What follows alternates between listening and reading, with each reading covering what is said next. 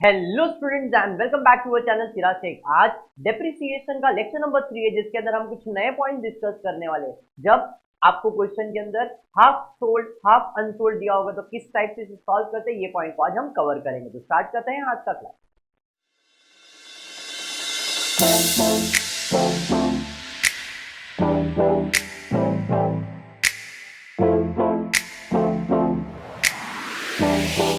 Start करेंगे, question देखते हैं क्या आपको क्वेश्चन दिया है। तो क्वेश्चन है, Sangam trading company Buldhana purchase a vehicle on 1st of April 2016 costing rupees 85,000 and spent rupees 5,000 on its registration. On 30th September 2016, additional vehicle is purchased for rupees 10,000. For rupees 10,000 on 31st of March 2018, vehicle was sold for 12,000, original cost of which was rupees 20,000 on 1st April 2016. Prepare vehicle account for the year ended 16/17, 17/18 and 18/19, assuming that the vehicle is depreciated at the rate 10% per annum under straight line basis on 31st March every year. जैसे कि मैंने आपको पिछली बार भी बताया था, जब भी आप डेप्रिसिएशन का सम सॉल्व करोगे आपको तीन चीज ढूंढना होता है। कौन सा तीन चीज? पहला है ईयर एंड, फिर कितना, कौन सा मेथड और कितना रेट ऑफ डेप्रिसिएशन। ये तीन चीज आपको क्वेश्चन में ढूंढना पड़ा है कि आपका कंपनी का ईयर एंड क्या है। तो ईयर एंड यानी क्लोजिंग डेट क्या है। तो लास्ट लाइन पे आपको दिख रहा रहेगा 31st मार्च इसका ईयर एंड है। यहाँ पे ईयर एंड तो मिल गया 31st मार्च। फिर कौन से मेथड से, तो वहां पे दिया under straight line method. Last line पे आपको दिख रहा है अंडर स्ट्रेट लाइन मेथड बोला है। तो यहाँ पे ओरिजिनल कॉस्ट या तो स्ट्रेट लाइन मेथड या तो फिक्स इंस्टॉलमेंट मेथड लिखना पड़ेगा। तीनों का मतलब एक ही है। दूसरा आपको पूछा है कितना परसेंट डेप्रिसिएशन पे, यहाँ पे कंपनी कितना परसेंट डेप्रिसिएशन चार्ज करिए, 10% चार्ज करिए। इतना तो आपको समझ में आ गया कि भाई अभी हम जो सम सॉल्व कर रहे हैं वो एसएलएम मेथड है, यानी कि ओरिजिनल कॉस्ट मेथड, यानी कि फिक्स इंस्टॉलमेंट। एसएलएम, एफआईएम या ओसीएम, तीनों का मतलब एक ही है। ये आपको मिल गया। अब करना क्या है, ईयर एंड से कैलेंडर प्रिपेयर करना। और कैलेंडर के लिए साल कब खत्म हो रहा है, देखो क्वेश्चन में तो यहाँ पे ईयर एंड दिया 31st मार्च, साल खत्म होगा मार्च में तो चालू होगा अप्रैल में। तो अप्रैल से लेके मार्च तक का कैलेंडर कम से कम कितने साल के लिए प्रिपेयर करना है, 3 साल के लिए। कैलेंडर तो बन गया, ईयर कौन सा है? तो सबसे पहला परचेज हमने कौन से साल में किया है, तो Sangam trading company Buldhana purchase the vehicle on 1st April 2016। पहला परचेज हुआ है 2016 में, तो अपना ईयर 2016 अप्रैल में चालू होगा तो मार्च 2017 में खत्म होगा। मार्च 17 में खत्म हुआ है तो अप्रैल 2017 में चालू होगा और मार्च 2018 में खत्म होगा। एंड सिमिलरली 18 में खत्म हुआ है तो 18 अप्रैल को चालू होगा और 19 मार्च को खत्म होगा। ईयर एंड से आपने कैलेंडर तो बना दिया। कैलेंडर बनने के बाद क्या करना है, प्लॉटिंग करना है, जो आपको क्वेश्चन में दिया। क्वेश्चन में दिया था संगम ट्रेडिंग कंपनी बुल्डाना ने व्हीकल परचेज किया है 1st अप्रैल 2016 को। तो भाई 1st अप्रैल को मैंने राउंड कर दिया। परचेज कितने का परचेज किया है, तो 85,000 का परचेज किया है एंड उसी दिन 5,000 उसके बाद रजिस्ट्रेशन का खर्चा भी किया है। तो अपने को मशीन कितने का, व्हीकल परचेज किया है, कितने का व्हीकल पड़ा है अपने को, 90,000 का व्हीकल पड़ा है। क्लियर है। इधर कहीं पे भी ये स्पेसिफाई नहीं किया है कि एक व्हीकल खरीदा है, हमने व्हीकल्स खरीदा है, बस इतना ही कहा गया है कि आपने एक 85,000 का व्हीकल खरीदा है, 5,000 रुपया का रजिस्ट्रेशन खर्चा किया, आपको व्हीकल खरीदने में 90,000 रुपए का खर्चा किया गया है। आपने 90,000 का व्हीकल परचेज किया। यहाँ पे स्पेसिफिकेशन अभी तक नहीं है, जैसा है वैसे मैं इसको छोटा हूँ, बढ़ता हूँ आगे, देखता हूँ आगे क्या दिया है। और 30 सितंबर 2016 मतलब पहले साल में कुछ तो इन्फॉर्मेशन दिया है। 30 सितंबर 2016 को तो मार्क कर दिया 30 सितंबर को। उधर भी मैंने एक 10,000 का व्हीकल परचेज किया है। फिर आगे दिया है कि 1st April sorry on 31st March 2018, 31st मार्च 2000 जैसे आपको दिख रहा है वहां मैंने राउंड कर दिया है। 31st मार्च 2018 को क्या हुआ, 31st मार्च 2018 को व्हीकल वॉज सोल्ड फॉर 12,000। हमने यहाँ पे सेल्स किया है, कितने का सेल किया है, 12,000 रुपए का सेल किया है। कल भी मैंने बताया, जब भी आप क्या करोगे, सेल करोगे, तीन चीज ढूंढना है आपको। पहले तो कितने में बेचा, उसका ओरिजिनल कॉस्ट कितना और किस तारीख को उसे खरीदा गया था। तो यहाँ पे उसने स्पेसिफाई किया है 31st मार्च 2018। क्वेश्चन फिर से रीड कर रहा हूँ जरा ध्यान से। 31st मार्च 2018 को व्हीकल वॉज सोल्ड फॉर 12,000, हमने 12,000 का व्हीकल बेचा है। The original cost of which was ₹20,000। इसका ओरिजिनल कॉस्ट कितना था, 20,000। और कौन से तारीख को था, तो तारीख दिया है 1st अप्रैल 2016 को। तो मैंने 1 अप्रैल 2016 को देखा तो मेरे पास तो ऐसा कोई 20,000 का व्हीकल दिख ही नहीं रहा है। 90,000 का परचेज किया था ये दिख रहा है, 20,000 का व्हीकल दिख रहा है क्या? नहीं। तो इसका मतलब ये हुआ कि हमने 1 अप्रैल 2016 को जो व्हीकल 90,000 में परचेज किया है, इसमें दो व्हीकल है। एक व्हीकल है जिसका कीमत है 20,000 जिसे मैंने अभी बेचा है, और एक व्हीकल है जिसे अभी तक आपने बेचा नहीं है। तो 90 में से अगर 20 का मशीन आपने 20 का व्हीकल बेच दिया तो बचा कितना आपके पास? Very good, 70,000। तो अब मैं क्या करूंगा, वो जो 90,000 का प्रेजेंटेशन है उसके दो बाइफरकेट करूंगा। एक सोल्ड मशीन व्हीकल दिखाऊंगा 20,000 का, और एक अनसोल्ड व्हीकल दिखाऊंगा 70,000 का। तो अब जब मैं वर्किंग प्रिपेयर करूंगा तो 90,000 के बेसिस पे नहीं प्रिपेयर करूंगा, एक 20,000 और एक 70,000, मतलब मैंने परचेज 90 का ही किया है, बट मेरे दिमाग में कैलकुलेशन कैसे चलेगा? एक 20,000 का चलेगा और एक 70। 20,000 का इसलिए चलेगा क्योंकि उसे मुझे बेचना है आगे जाके, 70 बेचा नहीं, इसे यूज करना है। मतलब 90,000 में मैं अज्यूम कर रहा हूँ तो मैंने दो व्हीकल खरीदा है, एक जिसका कीमत है 20,000 और एक जिसका कीमत है 70,000। समझ में आया क्या?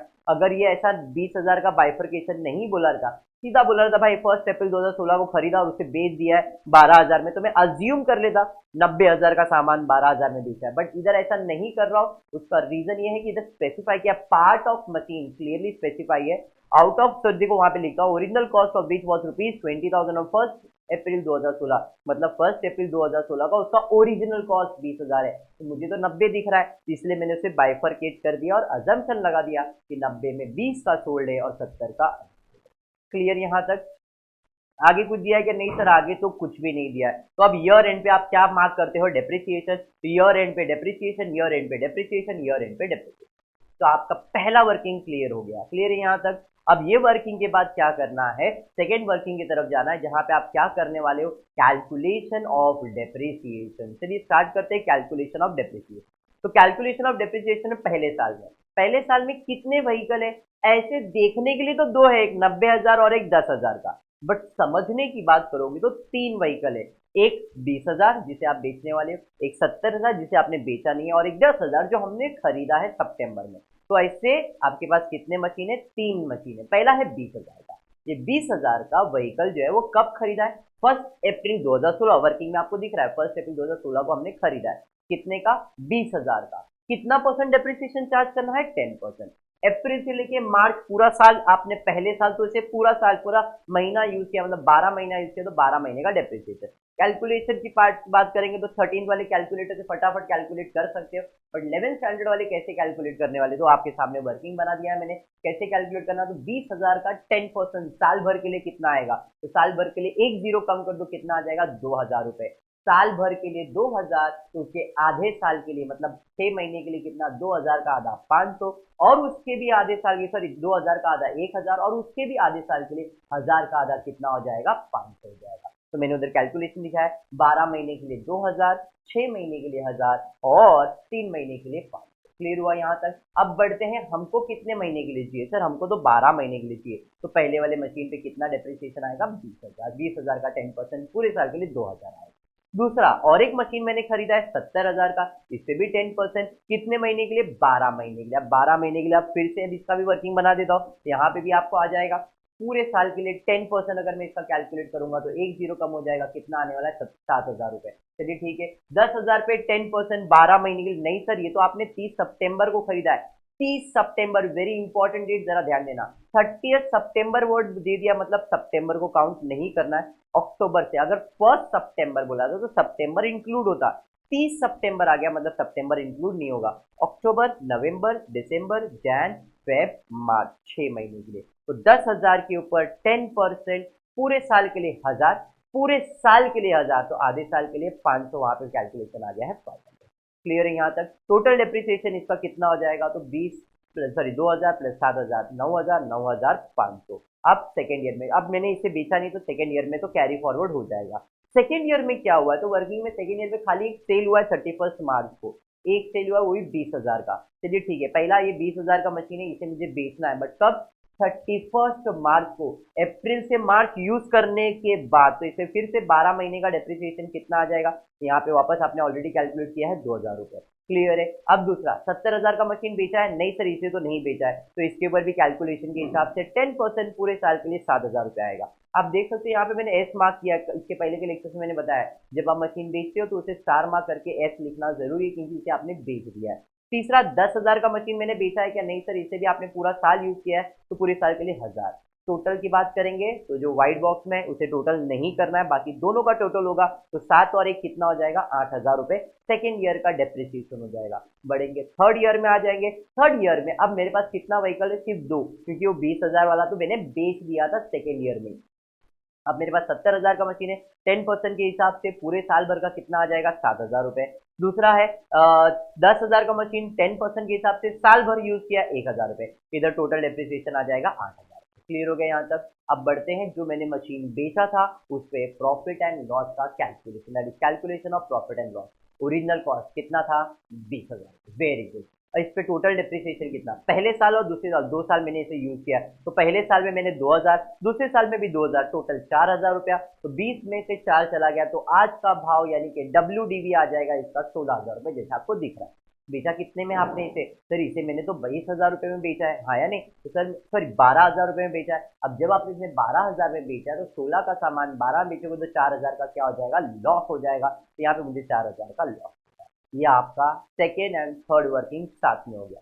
सेकेंड वर्किंग डेप्रिसिएशन और third working calculation of profit and loss. First working calendar plotting. Clear है। आप जब भी डेप्रिसिएशन का कोई भी मेथड का सम सॉल्व करो, ओसीएम सॉल्व करो, WDV, डिमिनिशिंग बैलेंस, कोई भी मेथड सॉल्व करो, वर्किंग ऐसा ही बनने वाला है। दोनों मेथड में करवाने वाला हूँ। ये स्ट्रेट लाइन मेथड का लास्ट है, इसके बाद 3 और सम में लूंगा WDV मेथड का। WDV मेथड के अंदर अपने को रिटर्न डाउन वैल्यू कैसे कैलकुलेट करना वो भी कैलकुलेट कर लेंगे। क्लियर है। अब आ जाते हैं लेजर अकाउंटिंग की तरफ। तो सेम वर्किंग मैंने बना दिया, लेजर आपके सामने बना दिया। अब सिर्फ और सिर्फ पोस्टिंग करना है जो आपने वर्किंग बनाया है उसके बेसिस के ऊपर। कैसे, तो ईयर वाइज जाना है। फर्स्ट ईयर में क्या क्या ट्रांजेक्शन हुए थे, तो फर्स्ट ईयर में आपने पहला एक परचेज किया था जिसमें 2 था, सोल्ड अनसोल्ड, बट इधर ऐसा लेजर में नहीं दिखाना। लेजर में सिर्फ 90,000 का कैलकुलेशन दिखाने का, इधर 20 और 70 का कैलकुलेशन नहीं दिखाएंगे। एक 90,000 का परचेज है, एक 10,000 का परचेज और फिर डेप्रिसिएशन, 3 चीज पहले साल में आएगा। तो फर्स्ट ईयर में पहले मशीन खरीदोगे, मशीन खरीदोगे तो मशीन आएगा, मशीन आएगा तो मशीनरी अकाउंट डेबिट, क्या जाएगा पैसा, तो कैश अकाउंट क्रेडिट, कैश बनाया है क्या, नहीं, यहाँ पे आ जाएगा मशीन खरीदा, मशीनरी अकाउंट डेबिट में, टू कैश और बैंक। कितने का मशीन खरीदा है, 85,000 रुपीज का। उसी दिन मैंने 5,000 का खर्चा किया, खर्चा किया तो डेबिट और एक्सपेंस एंड लॉसेस, खर्चा किया तो पैसा जाएगा, तो टू कैश और बैंक कितना जाएगा। तो ये 90,000 का बाइफर्केशन समझ में आ गया। उसके अलावा 30 सितंबर को फिर से परचेज किया है, परचेज किया मतलब मशीन आएगा तो मशीन आएगा। तो 30 सितंबर को हमने परचेज कितने का किया, 10,000 का, तो टू कैश और बैंक कितने का मशीन हुआ, 30। इसके अलावा क्या है, तो 31 दिसंबर को डेप्रिसिएशन। डेप्रिसिएशन का मतलब असेट का वैल्यू कम करना, असेट होता है डेबिट, कम करने के लिए क्रेडिट करेंगे तो बाय डेप्रिसिएशन करके लिखेंगे। तो पहले साल का टोटल आपको यहाँ पे दिख रहा है, पहले साल में टोटल हमने कितना डेप्रिसिएशन है, तो पहले साल का टोटल डेप्रिसिएशन है 9,500, यहाँ पे डेप्रिसिएशन आएगा 9,500। अब बचता है क्लोजिंग, और कुछ भी नहीं है पहले साल के अंदर, तो इसका टोटल और इसका डेबिट साइड का टोटल ज्यादा है, 90 + 10 1 लाख इसका टोटल आता है। 1 लाख में 9,500 को माइनस करेंगे तो जो भी बैलेंस आएगा वो आपके नेक्स्ट ईयर का ओपनिंग बैलेंस बन जाएगा, इधर का क्लोजिंग है। तो बाय बैलेंस कैरी डाउन 90,500, इधर का क्लोजिंग तो नेक्स्ट ईयर का ओपनिंग दिख रहा है, to balance brought down 90,500। Second year में आते, तो सेकेंड ईयर में कुछ नहीं वर्किंग देख लो। सेकेंड ईयर में सिर्फ एक सेल्स है और एक डेप्रिसिएशन, 2 चीज है। सेल्स मतलब क्या है, मशीन जा रहा है, मशीन आएगा तो डेबिट, मशीन यानी कि व्हीकल, यहाँ पे मशीन मैंने लिखा है बट आपको हेडिंग में व्हीकल ही डालना है, गलती से हो गया है, पर यहाँ पे मशीन के जगह पे आपको क्या लिखना है, व्हीकल अकाउंट ही लिखना है। तो यहाँ पे आपको आने वाला है, क्या आने वाला है, तो यहाँ पे मशीन जाने वाला है, तो जाएगा तो कल भी मैंने बताया, इसके पहले के लेक्चर में मैंने आपको बता के रखा है, जब भी आप सेल करोगे 3 चीज लिखोगे, by cash of bank, by depreciation, by profit and loss bracket में loss, by cash of bank, by depreciation bracket में S, and by profit and loss bracket में लॉस। मतलब आपको क्रेडिट साइड पे 3 चीज दिखना है, बाय कैश ऑफ मतलब कितने में बेचा, बाय डेप्रिसिएशन एस जो हमने एस स्टार मार्क करके रखा है, एंड बाय प्रॉफिट हुआ या लॉस। तो इस केस के अंदर अपनी जो मशीन बेचा है वो कितने में बेचा है, तो बाय कैश बैंक 12,000 में बेचा है, आपको दिख रहा है। उसके बाद डेप्रिसिएशन एस वाला कितना है, तो 2,000 है, तो बाय डेप्रिसिएशन 2,000 रुपए। उसके बाद प्रॉफिट हुआ था कि लॉस, सर ऊपर ही देखो हमने लॉस लिख के रखा है, हमको लॉस हुआ है, तो bye profit and loss bracket में लॉस, कितने का लॉस हुआ है, 4,000। समझ में आया? और कुछ है? हाँ सर, और एक है डेप्रिसिएशन आने वाला। डेप्रिसिएशन मतलब जो फर्स्ट ईयर में सेकेंड ईयर का जो टोटल आएगा वो। तो बाय डेप्रिसिएशन कितना टोटल यहाँ पे 8,000 रुपये, आप सेकेंड ईयर का टोटल देख सकते हैं। और कुछ है क्या? नहीं सर, और कुछ नहीं, आप टोटल करते। डेबिट साइड का टोटल ज्यादा है 90,500 में, क्रेडिट साइड के टोटल को माइनस करेंगे तो बाय बैलेंस कैरी डाउन आ रहा है 64,500। उधर का क्लोजिंग है तो इस साइड का ओपनिंग बन जाएगा, तो टू बैलेंस ब्रॉट डाउन करके आप लिखोगे 64,500।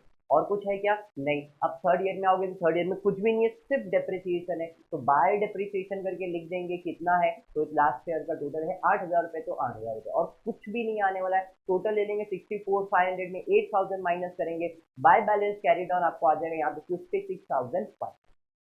आई होप आपको इतना समझ में आ गया। इतना ही था आपका डेप्रिसिएशन स्ट्रेट लाइन मेथड। इसमें डेप्रिसिएशन अकाउंट भी पूछा जाएगा, तो एक छोटा सा मैं आपको लूंगा जिसके अंदर मैं एनिमेशन नहीं, डायरेक्टली आपको डेप्रिसिएशन कैसे बनाते हैं वो भी एक्सप्लेन कर दूंगा। आई जस्ट होप आपको वीडियो पसंद आए तो प्लीज वीडियो को लाइक कर देना, फ्रेंड्स ग्रुप में शेयर करना और चैनल को सब्सक्राइब करना। Thank you for watching the video.